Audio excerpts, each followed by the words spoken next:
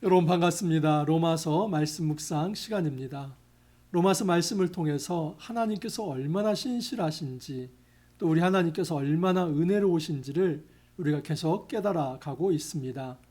여러분 로마서 9장에서 11장은 하나님께서 이스라엘 백성을 과연 버리시는가? 하나님께서 이스라엘 백성을 버리시지 않았다면 어떻게 다시 구원하시는가 하는 문제였습니다. 여러분 이스라엘 백성들은 이제까지 율법을 의지했습니다. 이 율법이라고 하는 것은 행위 보응의 원리입니다. 다시 말해서 내가 잘한 만큼, 내가 행위를 잘한 만큼 내가 구원을 받는다 하는 행위 보응 원리입니다. 하지만 여러분 믿음의 법, 이 믿음의 원리는 예수님의 신실함을 통해서 하나님을 믿는 자에게 하나님께서 그의 의를 나타내신다는 은혜의 원리입니다. 단지 인간의 행위가 아니라 하나님께서 이제 예수 그리스도의 신실함을 붙들고 하나님을 믿는 자에게 우리 하나님께서 은혜로 그의 의를 나타내 주시겠다. 이것이 바로 믿음의 법, 믿음의 원리입니다. 이런 시각에서 입각해 본다면 이스라엘 백성, 이 유대인들은 믿음의 법이 아닌 율법, 행위 보응의 원리를 쫓아 살았기 때문에 그들은 구원받을 수 없습니다. 오히려 이 구원이 누구에게 넘어가냐면 이방인에게 넘어갑니다. 바울 사도는 이방인의 사도가 됩니다. 그래서 이방인 전도를 합니다. 유대인들은 이 행위 보응의 원리, 이 율법에 매여서 예수 그리스도를 받아들이지 않지만 오히려 이방인들은 순수하게 그 믿음의 원리에 따라서 예수님을 받아들이고 하나님을 믿으며 하나님의 의로운 통치, 하나님께서 의롭다 하심을 하는 이 칭의를 받게 됩니다. 여러분 이렇게 되면 이스라엘은 어떻게 되는 겁니까? 이스라엘 사람들은 그들은 토라를 가진 자 아닙니까? 율법을 가진 자이고 성전이 있고 그들에게는 안식일이 있었습니다. 할례를 받은 자입니다. 이처럼 말씀을 받았고 또 선택받은 선민이라고 생각되었는데 그러면 우리는 뭐가 됩니까? 여기에 대한 답을 주기 위해서 이제까지 9장에서 11장까지 이제 바울이 논의를 해온 것입니다. 바울이 먼저 얘기한 것은 무엇이냐면 이스라엘 백성이 그렇게 실패할 수밖에 없었던 것은 하나님께서 불신실하심이 아니다. 하나님은 여전히 신실하시고 이스라엘 백성이 불순종하였기 때문이다 라고 말씀을 합니다. 그래서 불순종한 자를 하나님께서 깨뜨리는 것, 마치 토기장이가 좋은 그릇과 또 이제 천이 쓸 그릇을 자기의 주관대로 만들듯이 우리 하나님의 주권에 달려 있다는 것입니다. 그러므로 이스라엘 백성이라고 해서 혈통적으로 아브라함의 이제 자손으로 태어났다고 해서 그것 자체가 내가 하나님의 백성되고 자녀되었다는 따놓은 당상이라고 그렇게 말할 수는 없는 것입니다. 왜냐하면 자유롭게 통치하시는 하나님의 주권이 있기 때문입니다. 하나님은 불순종하는 자를 깨뜨리실 수 있는 그런 자유, 절대 주권이 그에게 있는 것입니다. 여러분 이런 차원에서 하나님께서 불신실하신 것이 아니라 오히려 이스라엘 백성이 불순종했고 하나님께서 정의로웠기 때문에 이스라엘 백성을 패해 줄 수밖에 없습니다. 자, 그러면 우리 하나님의 신실하심이 어떻게 증명이 될까? 이스라엘 백성을 구원하시고 그들을 언약 백성을 부르셨다는, 그래서 그 언약을 지키시겠다고 하는 이 하나님의 신실하심이 어떻게 되는 것인가? 그 하나님의 신실하심이 정말 이제 지켜지는 것인가? 이것에 대한 대답이 이제 로마서 11장에 나와 있습니다. 다시 말해서 하나님은 마지막 이 이스라엘에 하나님께서 나머지의 기회를 주셨고 또 그 기회가 남아있다. 하나님께서 그 이스라엘을 어떻게 다시 부르실까 하는 것을 이제 11장에서 이야기하고 있습니다. 여러분 이 11장은 단지 혈통적 이스라엘이 아니라 이제는 온 이스라엘, 다시 말해서 하나님께서 만드시고자 하는 진짜 이 유대인과 이방인을 뛰어넘는 믿음으로 하나님 백성 되는 그 길을 이제 11장에서 이야기하고 있습니다. 그러므로 9장에서 11장은 1장에서 8장과 떨어진 이야기가 아니라 1장에서 8장의 이 믿음의 원리, 믿음의 법을 이야기했다면 그 믿음의 법으로 유대인이든 헬라인이든 온 이스라엘이 될 수 있다 하는 것을 9장에서 11장까지 이야기하고 있습니다. 좀 더 로마서 11장 자세히 한번 말씀드리겠습니다. 자, 로마서 이제 11장의 구조는 크게 세 부분입니다. 1절에서 1절에서 10절까지의 첫 번째 이 질문과 그에 대한 대답, 그리고 11절에서 32절이 두 번째 질문과 그에 대한 대답, 그리고 33절에서 36절은 하나님의 구원을 찬양하는 이 세 부분으로 이루어져 있습니다. 자, 먼저 첫 번째 질문을 한번 살펴보겠습니다. 그러므로 내가 말하노니 하나님이 자기 백성을 버리셨느냐? 여러분 충분히 이 질문을 할 수 있겠지요. 이스라엘 백성은 행위 봉의 원리, 이 율법을 따라 살다가 그들은 하나님의 구원에서 제외된 거 아닙니까? 오히려 이방인이 하나님께 구원받은 존재가 되었습니다. 자, 그렇다면 이방인도 구원받는데 선택받은 이 선민이라고 하는 이 유대인들이 구원받지 못한다는 거, 정말 그렇다면 하나님이 이 이스라엘 백성을 버리신 겁니까? 그러면 하나님도 신실하지 않은 거 아닙니까? 이 얘기를 하고 싶은 겁니다. 여기에 대해서 바울이 뭐라고 대답을 합니까? 그럴 수 없느니라. 다시 말해서 하나님이 자기 백성을 버리지 않았다는 겁니다. 여기에 대한 논증을 크게 두 가지로 합니다. 하나는 바울 자신의 모습, 또 하나는 엘리야를 통해서 하나님께서 그의 백성을 어떻게 버리시지 않았는가 하는 것을 보여줍니다. 나도 이스라엘이니요 아브라함의 씨에서 난 자요 베냐민 지파라. 하나님이 그 미리 아신 자 자기 백성을 버리지 아니하셨나니. 바울 자신이 하나의 사례라는 겁니다. 여러분, 바울이 어디 지파 사람입니까? 아브라함의 자손 베냐민 지파입니다. 이 베냐민 지파는 사울 왕이 이 베냐민 지파였습니다. 그래서 유대 지파, 유다 지파, 이 베냐민 지파는 그냥 유력한 지파이지요. 그래서 지금 이 유대 사회에서 이 베냐민 지파라고 하면은 정말 알아주는 것입니다. 그렇기 때문에 바울은 나도 이스라엘 사람이었다. 그 얘기는 뭡니까? 나도 이스라엘 사람이었지만 그 구원에서 제외된 자가 아니라 나도 이스라엘 사람이었지만 하나님께서 나를 버리지 않았다. 그러므로 하나님이 자기 백성을 버리셨느냐? 아니, 나를 봐라. 나도 유대인이지만 하나님이 모든 유대인을 다 버린 것은 아니다. 그 이제 사례를 자기가 이스라엘 백성이었다는 것을 통해서 증명하려고 하는 겁니다. 두 번째는 엘리야입니다. 너희가 성경이 엘리야를 가리켜 말한 것을 알지 못하였느냐? 그가 이스라엘을 하나님께 고발하되 주여 그들이 주의 선지자들을 죽였으며 주의 제단들을 헐어버렸고 나만 남았는데 내 목숨도 찾나이다 하니 그에게 하신 대답이 무엇이냐? 내가 나를 위하여 바알에게 무릎 꿇지 아니한 사람 7,000명을 남겨두었다 하셨으니, 엘리야가 바알과 아세라 선지자 850명과 갈멜산에서 전투를 했습니다. 그런데 엘리야가 승리를 하지요. 하지만 여러분, 엘리야는 이 이세벨의 말 한마디에 그냥 녹아 떨어져 버립니다. 네가 나의 이 바알과 아세라 선지자 850명을 죽였다며 너도 내일 아침에 그들과 똑같이 너도 죽임을 당할 것이다. 그 말 한마디에 바울이 녹아 떨어집니다. 엘리야입니다. 엘리야가 그렇게 녹아 떨어집니다. 엘리야가 정말 그렇게 신앙심이 좋았는데 왜 그렇게 녹아 떨어지지? 여러분, 엘리야가 이런 개혁을 일으켰지만 여전히 아합과 이세벨은 건재했고, 그리고 백성들은 여러분 한때 지금 엘리야 편에서 바알과 아세라를 죽이는 일에 동참을 했을지언정 여전히 이 아합과 이세벨의 그 강력한 이 통치 앞에서 정말 쥐죽은 듯이 가만히 있고 이 엘리야 혼자만 남아있는 듯한 그런 모습입니다. 그래서 엘리야가 그 고독감을 표현한 겁니다. 그래서 나중에 로뎀나무 밑으로 피하지 않습니까? 주여 조카옵니다. 이제 나를 데려가 주십시오. 내가 주를 위해서 열심히 특심했지만 나만 남았습니다. 여전히 세상은 변화되지 않습니다. 노력한다고 되는 거 아닙니다.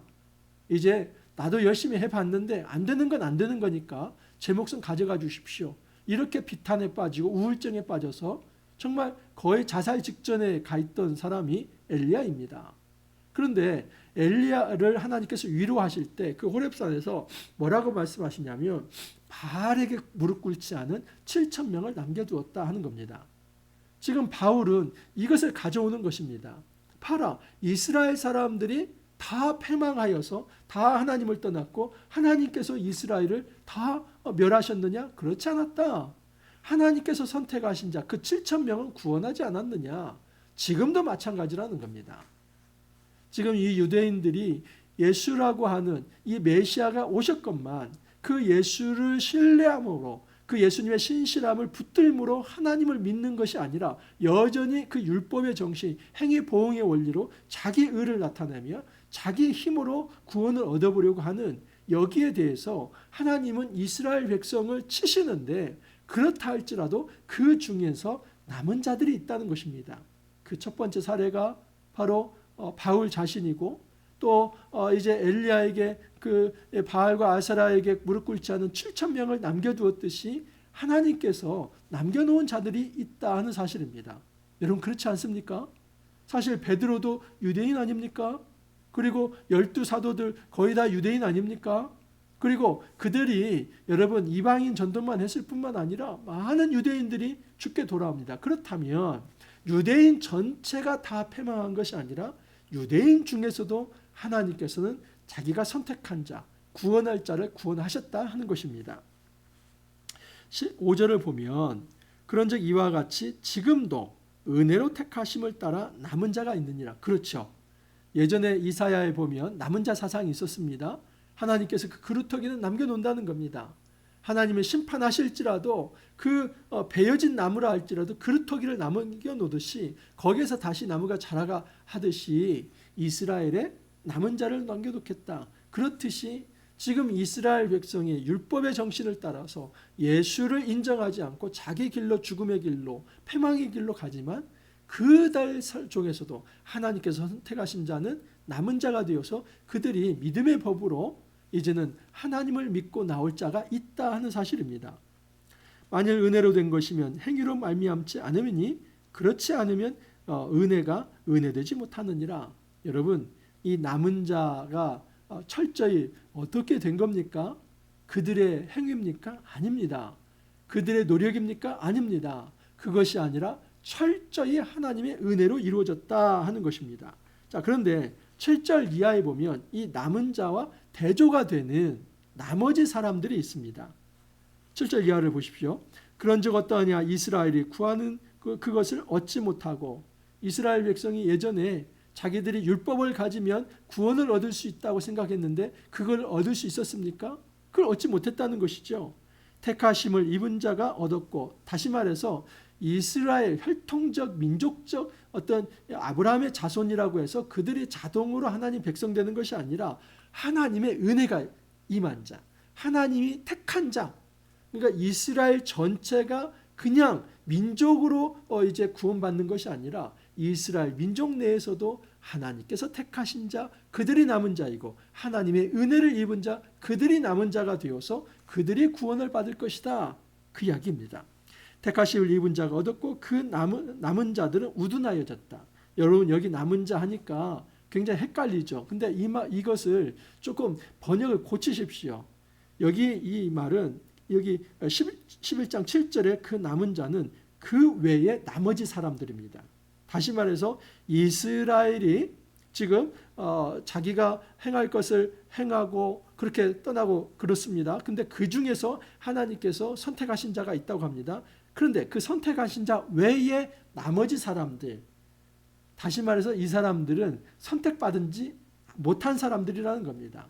그래서 그 사람들을 우둔한 자라고 합니다. 그렇다면 11장 5절의 남은 자와 11장 7절에 이 개역 개정에서는 남은 자라고 표현됐지만 제가 뭐라고 고쳐 쓰라고 했습니까? 나머지 사람들. 11장 5절의 남은 자와 11장 5절에 택함 받지 못하고 나머지 사람들, 그 사람들이 대조가 되는 겁니다. 쉽게 말하면 택함 받은 사람 아니면 택함 받지 못한 사람, 하나님의 은혜 아래 있는 사람 아니면 이제 자기 행위의 보응의 원리에 따라서 자기 힘으로 구원 얻으려고 하는 사람, 그렇게 나뉘어진다는 겁니다. 기록된 바 하나님이 오늘까지 그들에게 혼미한 심령과 보지 못할 눈과 듣지 못할 귀를 주셨다 함과 같으니라. 누구죠? 그 나머지 사람들. 선택받지 못한 그 나머지 사람들은 혼미한 심령, 이 혼미한 심령이란 말은 무슨 말이냐면 깊이 잠들게 하는 영입니다. 그러니까 이것은 성령이 아니라 악령을 받는 거죠. 그래서 이 깊이 잠들게 하는 영을 받으면은 그냥 수면 상태에 이르러서 그들이 자기 이성으로는 하나님을 찾을 수 없다는 것입니다. 보지 못하는 눈과 듣지 못하는 귀. 그래서 보기는 보아도 보지 못하고 듣기는 들어도 듣지 못합니다. 여러분, 이 혼미한 영, 악령이 우리 안에 들어오잖아요. 그러면 말씀이 안 보입니다. 말씀이 들리지 않습니다. 바꿔 말하면 지금 말씀이 들리고 말씀이 사랑스럽고 말씀이 보이는 분이 있다면 혼미한 영이 아니라 성령을 받은 것입니다. 기록된 바 하나님이 오늘까지 8절 했죠. 9절 또 다윗이 이르되 그들의 밥상이 올무와 덫과 거치는 것과 봉이 되게 하옵시고 그리고 그들의 눈은 흐려보지 못하고 그들의 등은 항상 굽게 하옵소서. 마찬가지로 11장 8절과 같은 내용입니다. 다시 말해서 악령을 받게 되면 그들은 온갖 덫에 갇히게 될 것이고 그들은 보지 못할 것이며 그들의 등은 항상 굽어서 제 일을 하지 못할 것이다 하는 것입니다. 자, 이제 11절에서 32절까지 이 두 번째 질문과 대답입니다. 자, 두 번째 질문이 뭔가 보십시오. 11장 11절입니다. 그러므로 내가 말하노니 그들이 넘어지기까지 실족하였느냐. 첫 번째 질문이 뭐였다고요? 하나님의 자기 백성을 버리셨느냐? 그런데 어떻게 대답했어요? 그럴 수 없다. 그 증거가 뭐예요? 바울 자신도 유대인이고 하나님이 엘리야에게 말한 그 7,000명을 남겨두었듯이 지금 이 사도 시대에도 이 유대인들 중에 정말 예수님의 신실함을 붙들고 하나님을 믿는 자들이 있다. 그들은 남은 자이고 하나님의 선택받은 자이다. 이렇게 논증을 했습니다. 두 번째 질문이 무엇이냐면 그들이 넘어지기까지 실족하였느냐. 이 그들은 이스라엘이죠. 다시 말해서 유대인들에게 다시는 구원에 대한 기회와 어떤 이 회복에 대한 소망이 없는가? 더 이상 이스라엘은 절대 이제 구원받을 수 없는가? 여기에 대해서 또 뭐라고 얘기합니까? 아니다. 그럴 수 없다. 그들이 넘어짐으로 구원이 이방인에게 이르러 이스라엘로 시기나게 함이니라. 이게 무슨 말인가? 동문서답처럼 보입니다. 절대 그렇지 않습니다. 보십시오. 그들이 넘어지면 뭡니까? 유대인이 넘어짐으로 구원이 누구에게 갑니까? 이방인에게 가요. 그런데 그것으로 인해서 이스라엘이 시기가 나서 그 이스라엘이 다시 하나님께 돌아온다는 겁니다. 그러면 논리적으로 그들이 넘어지기까지 실족했습니까? 아니죠. 이스라엘 백성이 오히려 돌아올 날이 있다는 겁니다. 그런데 이게 얼마나 이제 정말 재미있는 그리고 치밀한 논리인가 보십시오. 하나님께서 이스라엘 백성이 신실하지 않았을 때 그들이 넘어져서 구원받지 못하죠. 근데 그 이스라엘 대신에 하나님께서 누구를 구원하십니까? 이방인을 구원하죠. 그런데 그 이방인이 이렇게 구원받자 우리 하나님께서는 누구를 시기나게 합니까? 이 이방인이 구원받자 유대인이 다시 시기 나서 다시 이 유대인이 예수를 믿게 된다. 그래서 그들이 이제 하나님께 돌아온다. 결국 우리 하나님은 이스라엘 구원을 이방인을 구원하게 하심으로 이 유대인들이 우리가 토라도 가졌고 성전도 있었는데 우리는 구원받지 못하고 오히려 토라도 없고 성전도 없었던 저 이방인들이 구원받네. 이게 무슨 일이지? 그렇게 해서 시기나게 해서 이제 원리를 알게 하는 것입니다. 믿음의 원리. 그렇구나. 이 율법이 아니라 행위 보응의 원리가 아니라 예수님의 신실함, 이 하나님의 은혜의 원리 안으로 그 믿음의 법 안으로 들어가야만 우리도 이 이방인들이 구원받듯이 우리도 구원받게 되는구나. 그것을 시기나게 함으로써 하나님이 다시 유대인을 돌이킬 계획을 가지신다는 겁니다. 그것이 주요한 내용입니다. 12절 이하는 그것을 논증하는 것인데 이거 역시도 첫 번째는 바울 사례입니다. 두 번째는 접붙임의 원리를 가지고 이야기합니다. 그들의 넘어짐이 세상의 풍성함이 되며 그들의 실패가 이방인의 풍성함이 되거든 하물며 그들의 충만함이리요. 내가 이방인인 너희에게 말하노라. 내가 이방인의 사도인 만큼 내 직분을 영광스럽게 여기노니. 자, 바울이 어떤 직분을 가지고 있습니까? 이방인의 사도이죠. 바울은 이것을 너무나 영광스러운 직분이라고 생각한다는 겁니다. 자, 그러면 바울은 이제 베냐민 지파 사람입니다. 그리고 바리새파 사람이었고 그리고 정말 이스라엘 사람 중에 이스라엘 사람이었으며 그는 어려서부터 율법을 잘 배웠던 사람입니다. 그런데 그가 여러분 유대인을 위한 사도가 아니라 누구의 사도가 됐다고요? 이방인의 사도가 됩니다. 그 꼴을 유대인들이 봤을 때 얼마나 식이 나고 질투나겠습니까? 실제로 한번 보십시오. 이 바울이 이방인 전도를 할 때 가장 먼저 어디에 들어갑니까? 회당에 들어가죠. 그 회당은 여러분 유대인 남자 10명이 있을 때 세우는 것이 이 회당입니다. 시나고그. 근데 거기에 사실은 앞부분에는 유대인이 앉아 있고 뒷부분에 말석에 이방인 이제 가피어러 하나님을 경외하는 자들이 앉아 있는데 아니 세상에 바울이 이제 복음을 전하면은 그 이방인들이 다 하나님께 나와서 구원받고 그들이 하늘 백성 된다는 겁니다. 그러니까 이 유대인들이 식이 나지 않겠습니까? 이 식이 나는 것이 긍정적으로 좋은 반응은 그들도 우리도 예수 믿어야겠다 이거이지만 부정적 반응은 뭐냐면 바울을 학대하고 바울을 돌로 치고 죽이려 했던 것입니다. 그러니까 바울이 그렇게 고난을 받았는데 사실은 동족에게 고난을 받은 겁니다. 근데 여러분 바울이 정말 회당에 왜 들어갔을까요? 사실 두 가지입니다. 바울이 회당에 들어간 것은 첫 번째는 유대인을 구원하기 위함입니다. 두 번째는 이방인을 만날 수 있는 자리가 회당이기 때문입니다. 그냥 바울이 그냥 공중에 어디에 가서나 막 메가폰 잡고 얘기한 것이 아니라 전략적으로 꼭 어느 도시를 가든지 회당에 들어갑니다. 그곳에 가면 유대인도 있고 이방인도 있기 때문입니다. 그래서 바울은 처음에는 율법을 통해서 이제 말씀을 시작합니다. 하지만 그 율법의 한계를 이야기하면서 율법이 아닌 행위가 아닌 이제 믿음의 법, 예수님의 신실함을 통해서 하나님을 믿는 이 믿음의 법을 소개함으로써 구원에 이르게 합니다. 11장 15절 보십시오. 그들을 버리는 것이 세상의 화목이 되거든. 여기 유대인이죠. 유대인을 버리는 것, 다시 말해서 하나님께서 유대인을 이제 버리고 이방인을 선택하는 것, 이것은 세상의 화목, 이 이방인 사회가 이제 평화가 임한다는 것이죠. 그 받아들이는 것이 죽은 자 가운데서 살아나는 것이 아니면 무엇이요? 여러분 이것은 이스라엘의 회복이죠. 만약에 지금 유대인이 버리는 것이 정말 이방인에게 평화가 된다고 한다며 하물며 그 받아들이는 것, 유대인들이 다시 하나님의 백성으로 회복이 된다면 이것은 마치 죽은 자 가운데서 살아나는 것과 같다. 유대인들이 하나님을 믿지 아니하므로 죽음에 이르렀지만 그들이 부활하는 것이나 마찬가지다 이야기하는 겁니다. 자, 16절 이하를 보면은 제사는 처음 익은 곡식가루가 거룩한즉 떡덩이도 그러하고 뿌리가 거룩한즉 가지도 그러하니라. 여러분 여기 보면 처음 익은 곡식 그 뿌리는 누구입니까? 유대인이죠. 다시 말해서 지금 이 이야기를 하는 이유는 뭐냐면 이 이방인 너희들도 함부로 깝죽지 마라 이 얘기가 지금 하고 싶어서 하는 겁니다. 이방인들이 이제 이런 자만심에 빠질 수 있는 겁니다.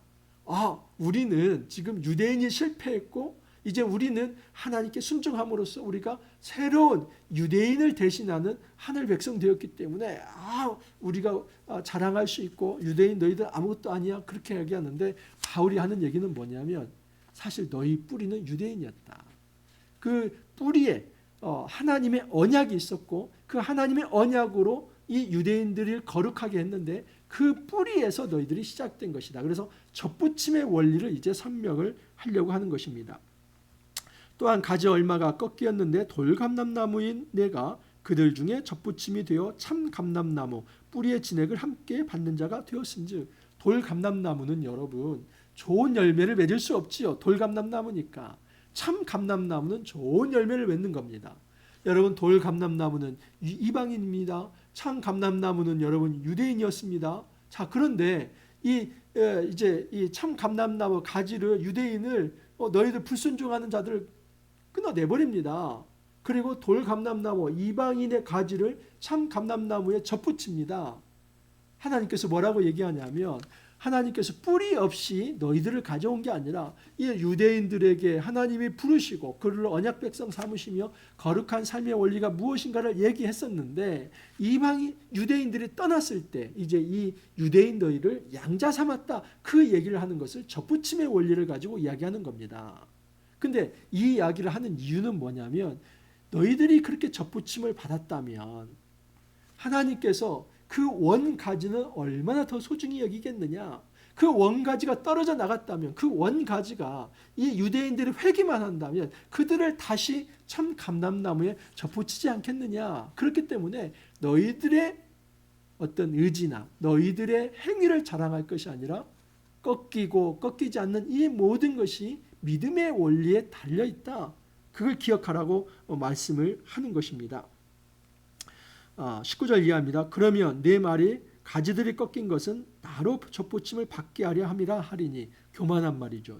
이제 이방인들이 하는 겁니다. 내 말이 이 유대인 가지가 꺾인 것은 이 이방인이 구원받기 위한 어쩔 수 없는 거 아닙니까? 그러니까 이 유대인들 필요 없다 이렇게 말하는 거, 거기에 대해서 굉장히 교만한 말인데 바울이 그래 알았어, 그 말 틀린 말은 아니야 이렇게 얘기합니다. 20절에 보면 옳도다 그들은 믿지 아니함으로 꺾이고 너는 믿음으로 섰느니라. 근데 바울이 한 가지 얘기합니다. 그 말 맞아. 하지만 지금 유대인이 꺾여져 나가는 것은 믿음이 없었기 때문이고 너희들이 접붙인 것은 믿음의 원리, 예수님의 신실함을 붙들고 하나님을 믿는 그 믿음의 원리가 너희들에게 있었기 때문에 너희들이 이제 접붙임을 받고 또 구원을 받은 것이다. 그렇기 때문에 어떻게 해서는 안 된다? 자랑해서는 안 된다는 것이죠. 높은 마음을 품지 말고 도리어 두려워하라. 제발 교만하지 말라. 이 메시지를 주는 겁니다. 바울은 지금 이 유대인의 패망의 원리가 무엇인지를 얘기했고 이방인이 왜 구원받게 되었는지를 얘기합니다.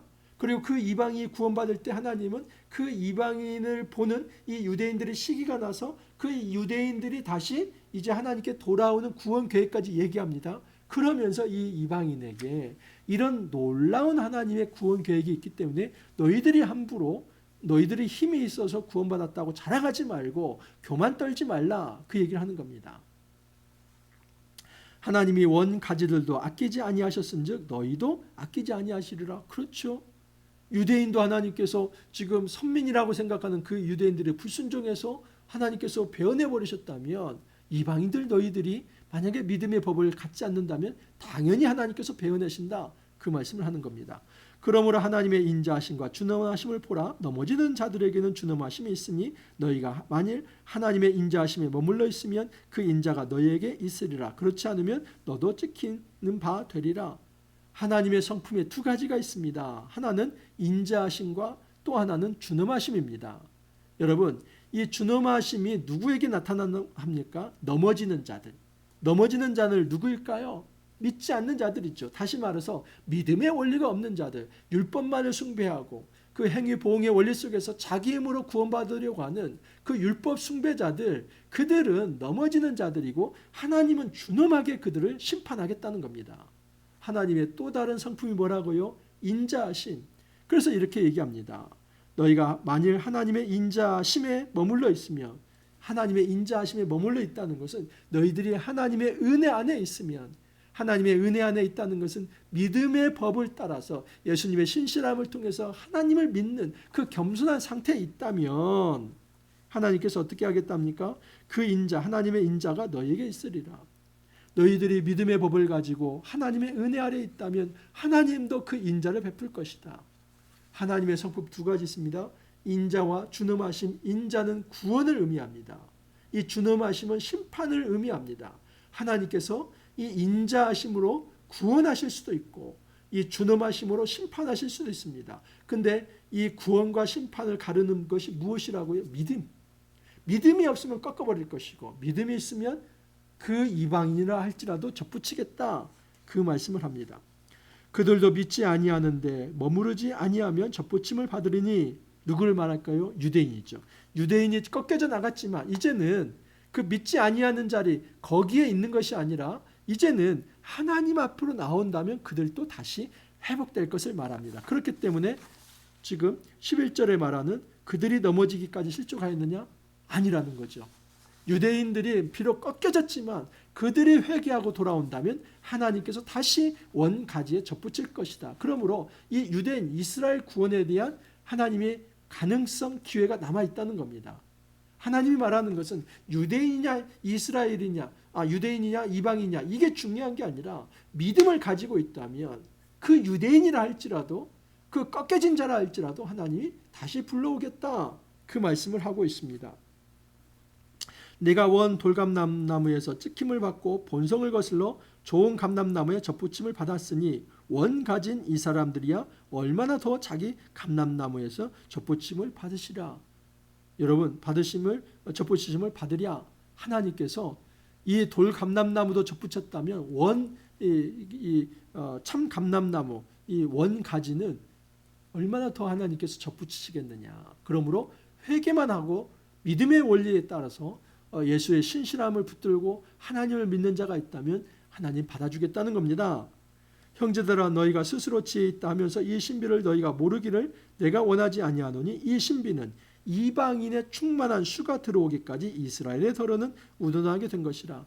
여러분, 이 25절 26절 대표적인 오해 구절을 가지고 이 구절을 가지고 백투더 제루살렘 그 운동을 합니다. 다시 말해서 지금 이 이방인의 충만한 이 충만한 수가 들어오기까지 이스라엘의 덜어는 불순종한 가운데 있는데 26절을 한번 보십시오.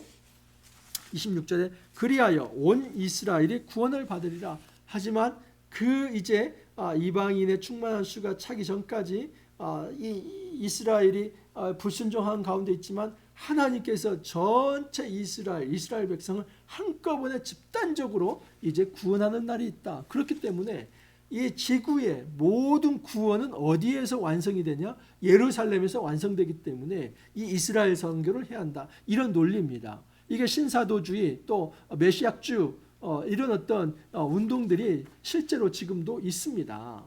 여러분, 정말 이 백투더 예루살렘을 이 로마서 11장 25, 26절을 가지고 그렇게 하면 안 됩니다. 왜냐하면 26절에 나와 있는 이 온 이스라엘이 지금 혈통적 이스라엘을 말하는 것이 아니기 때문입니다. 올입니다. 이스라엘, 올 이스라엘. 다시 말해서 전체 이스라엘, 이것은 지금 혈통적 이스라엘을 말하는 게 아닙니다. 여기에 대해서 사실 세 가지 학설이 있습니다. 유대인 전체를 말한다. 또 하나는 유대 민족 중에서 선택받은 자다. 세 번째는 유대인이든 이방인 모두에게 있어서 하나님께서 선택하신 자다. 저는 세 번째입니다. 그렇기 때문에 이 온 이스라엘은 혈통적 이스라엘을 말하는 것이 아니라 유대인이든 이방인이든 믿음의 법을 가지고 예수님의 신실함을 붙들고 하나님을 믿는 모든 사람이 이제 하나님의 구원받는 백성으로서 온 이스라엘이 될 것이다 하는 것입니다. 그러므로 여기 온 이스라엘이 혈통적 이스라엘이 아니기 때문에 함부로 백투더 제루살렘 그걸 외치면 안 됩니다. 그냥 예루살렘에서 모든 구원이 완성된다. 이것을 이 본문을 가지고 그렇게 말을 해서는 안 된다는 겁니다. 이 온 이스라엘은 혈통적 이스라엘이 아니라 지금 예수 믿는 자들, 그들이 유대인이든 이방인이든 그 믿음의 법을 가진 자는 다 구원을 받을 것이기 때문에 함부로 이렇게 말을 하지 말라. 바울이 그것을 얘기합니다. 근데 이 말을 오해해서 오히려 혈통적 이제 이스라엘의 집단적 구원을 이야기한다면 그건 대단히 잘못된 것이죠. 여러분, 그것이 아닙니다. 그냥 기계적으로 이스라엘 사람들이 집단적으로 막 구원받는 거 그런 거 없습니다. 그게 아니라 유대인이든 이방인이든 다 하나 믿음의 법을 가져야 한다. 믿음이 없이는 하나님의 은혜를 받을 수 없다. 그걸 얘기하기 위해서 온 이스라엘 이 교리를 이야기한 겁니다. 지금 이 말씀을 하기 위해서 9장에서 11장 전체까지 달려온 겁니다. 여기까지. 27절을 보십시오. 내가 그들의 죄를 없이 할 때 그들에게 이루어질 내 언약이 이것이라 한과 같으니라. 이스라엘 백성을 얘기합니다. 이스라엘에게 이제 언약이 있었다는 것이죠. 복음으로 하면 그들이 너희로 말미암아 원수된 자요. 여러분, 하나님의 말씀으로 한다면 이 유대인들은 이 이방인으로 인해서 원수된 자다. 왜 그렇습니까? 이방인 구원이 되니까 이 유대인들은 구원받지 못하니까 원수관계가 되는 것이죠. 택하심으로 하며 하지만 너희들이 선민으로 이 선택받은 민족으로 한다면 그 조상들로 말미암아 사랑을 입은 자다. 한마디로 말하면 유대인, 너희 이스라엘 사람들 정말 은혜 받은 자 맞다. 그 얘기를 하는 겁니다. 하나님의 은사와 부르시면 후회하심이 없느니라. 하나님은 신실하시다 하는 겁니다. 이 이야기는 하나님께서 그 이스라엘 민족을 이제 뿌리로 그들을 불렀는데 지금 그 이스라엘 민족을 그냥 집단적으로 다 무시하고 폐기처리하는 게 아니라 아니 그들도 믿음의 원리를 가지고 있다면 그들에게 하나님의 선택의 기회가 남아있다. 그러므로 하나님의 신실하심은 깨진 것이 아니다. 이 얘기입니다. 하나님의 은사와 부르심에는 후회하심이 없다. 이것은 하나님께서 믿음의 원리를 가지고 있는 이 유대인 중에서도 남은 자, 그 선택한 자들을 하나님 부르시기 때문에 하나님의 신실하심은 깨지지 않았다 말을 하는 겁니다. 너희가 전에는 하나님께 순종하지 아니하더니 그랬었죠. 여러분, 이건 이방인을 얘기합니다. 이방인 너희가 하나님께 순종하지 아니했었습니다. 이스라엘이 순종하지 아니함으로 이제 긍휼을 받았느니라. 그러니까 이전에는 이 유대인이 너희가 이제 하나님께 순종하지 않은 백성이었지만 이 유대인이 순종하지 아니함으로 하나님의 이방인 너희를 이제 순종하는 백성 긍휼로 받으셨다는 겁니다. 31절에 이와 같이 이 사람들, 유대인을 말하는 거죠. 이 사람들이 순종하지 아니하니 이는 너희에게 베푸시는 긍휼로 이제 그들도 긍휼을 얻게 하려 하심이라. 마찬가지로 지금 이제 이스라엘 사람들이 순종하지 아니하고 있는데 그들로 인해서 너희 이제 이 유대인들이 이방인들이 구원받지 않았습니까? 그래서 그것을 보면서 이 유대인들이 시기가 나서 이제 하나님의 긍휼 안으로 이제 들어오게 된다. 그 얘기를 하는 겁니다. 하나님의 모든 사람을 순종하지 아니하는 가운데 가두어 두시면 모든 사람에게 긍휼을 베풀려 하심이로다. 여러분, 이 모든 사람은 누구일까요? 이것은 이제 로마서 11장 16절과 그리고 로마서 1장 16절과 3장 22절에 나와 있는 유대인과 헬라인을 이야기하는 것입니다. 그래서 이 모든 사람은 유대인과 헬라인 그 모든 사람들이 순종하지 않았습니다. 그런데 그 순종하지 않음에 하나님의 긍휼이 더 넘쳤다는 거죠. 그래서 어떻게 됩니까? 그들이 구원받는다는 겁니다. 여러분, 교회사 속에서 한 가지 이제 진리가 있습니다. 그것은 하나님의 말씀이 임했지만 유대인이든 이방인이든 순종하지 않았다는 겁니다. 하지만 하나님의 말씀이 그 순종하지 않은 자를 더 감싸는 은혜의 큰 우산이 되어서 그 하나님의 긍휼과 자비와 사랑이 더 커서 그들을 구원으로 인도하신다는 겁니다. 이 원리는 유대인에게도 마찬가지였고 이방인에게도 마찬가지였다는 겁니다. 그래서 이제 33절에서 36절에 하나님의 구원을 이렇게 찬양합니다. 깊도다 하나님의 지혜와 지식의 풍성함이요 그의 판단은 헤아리지 못할 것이며 그의 길은 찾지 못할 것이로다. 여러분, 이 구원의 이 은혜를 그 누가 그 깊이를 헤아릴 수 있겠습니까? 선민 이제 이 유대인을 택했지만 그들의 불순종하자 그들을 버리시고 이방인을 택합니다. 하지만 그 이방인을 보면서 유대인이 다시 시기가 나서 이제 하나님 앞에 돌아옵니다. 그래서 하나님께서는 전체 모든 사람을 불순종했지만 그 모든 사람을 긍휼로 구원하신다고 하는 이 놀라운 구원 계획을 우리가 어떻게 할 수 있습니까? 우리가 어떻게 가늠할 수 있습니까? 없다는 것이죠. 누가 주의 마음을 알았느냐? 누가 그의 모사가 되었느냐? 그럴 수 없지요. 36절 마지막입니다. 이는 만물이 주에게서 나오고 주로 말미암고 주에게로 돌아감이라. 여러분, 이것은 주권 사상입니다. 모든 만물이 하나님께서 나왔기 때문에 지금 하나님께로 돌아가고 있다. 그러므로 처음도 하나님이고 이제 마지막도 하나님이다. 시작도 하나님이고 끝도 하나님이다. 여러분, 이 시작과 끝을 주관하시는 분이 우리 하나님입니다. 그 하나님께서 우리의 구원을 보장하십니다. 우리 하나님께서 어떻게 구원하십니까? 믿음의 법을 가진 자들에게 하나님께서 은혜로 선물로 그들을 구원하시는 겁니다. 이 이야기를 하기 위해서 9장에서 11장까지 달려온 겁니다. 이스라엘 그들도 하나님의 신실함에서 이제 완전히 제외된 자들이 아니다. 하나님은 여전히 이스라엘 백성에 대한 애정을 가지고 있다. 단 그들이 이제 오토매틱으로 기계적으로 혈통적으로 집단적으로 구원을 받는 것이 아니라 온 이스라엘은 이방인과 유대인을 다 포함하는 것으로서 믿음만을 가지고 있다면 온 이스라엘, 올 이스라엘이 될 수 있다. 그것을 말합니다. 여러분, 정말 길게 얘기했지만 간명합니다. 우리가 구원받는 것은 어떤 혈통이 아닙니다. 우리가 구원받는 것은 믿음의 법입니다. 예수님의 신실함을 붙들고 하나님을 믿는 자들에게 하나님이 자기 의를 나타내시는 이 믿음의 법 외에는 우리가 구원받을 수 있는 길이 단 하나도 없습니다. 2000년 전 그 유대교가 이제 성행하는 이 시대에 하나님께서 기독교를 만들어내십니다. 예수님을 통해서만 구원의 진리가 선포가 되고 그 예수님의 신실함을 붙들지 않는 자는 하나님의 자비의 긍휼 아래 나올 수 없다는 것을 이야기합니다. 우리가 이방인이지 않았습니까? 저는 아브라함 자손 아닙니다. 유대인 혈통을 갖지 않았습니다. 하지만 온 이스라엘에 포함이 되어 있습니다. 우리가 비록 이방인 혈통이지만 우리는 온 이스라엘입니다. 새 이스라엘입니다. 왜요? 믿음의 법을 가졌기 때문입니다. 이 땅을 살아가면서 우리가 이 믿음의 원리를 통해서 온전히 하나님의 은혜를 잘 받아 누리기를 바라고 주님 주신 그 은혜와 그 자비와 그 사랑과 그 평화와 그 생명과 그 자비를 우리가 체험할 수 있기를, 날마다 경험할 수 있기를 간절히 소망합니다. 함께 기도합니다. 주님 감사합니다. 저희가 비록 이방인이었지만 유대인처럼 이제 원 가지에 접붙임을 받아서 하나님 자녀로 입양이 되어 그렇게 하나님 백성으로 살 수 있도록 은혜를 베풀어 주시니 감사합니다. 우리가 이 은혜를 잊지 않게 하옵소서. 함부로 교만을 떨면서 내가 잘났다고 떠들 것이 아니라 원 가지도 잘라낼 수 있는 하나님이라고 한다면 믿음의 원리를 따르지 않는 우리도 하나님께서 잘라낼 수 있다는 것을 긴장감 있게 말씀을 통해 들으며 우리가 더욱 하나님의 은혜 앞에 긴장하며 또 겸손하게 엎드릴 수 있도록 은혜를 더하여 주옵소서. 매일매일 이 믿음의 삶을 통해서 하나님의 은혜를 받아들이며 승리할 수 있도록 주님 은혜를 더하여 주옵소서. 감사하고 예수님 이름으로 기도하옵나이다. 아멘. 여러분, 또 새로운 한 주가 시작되었습니다.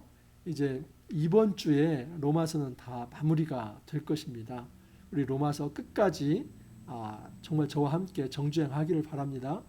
제가 정말 힘들고 어렵지만 정말 한 장도 빠지지 않고 이 로마서는 다 강의를 하고 있습니다. 혹시 이전에 어려운 부분들이 있다면 한번 돌려보시길 바라고 이 로마서만큼은 완전하게 정복할 수 있기를 바랍니다. 오늘 하루도 여러분 화이팅 하시고 또 내일 찾아뵙도록 하겠습니다. 감사합니다.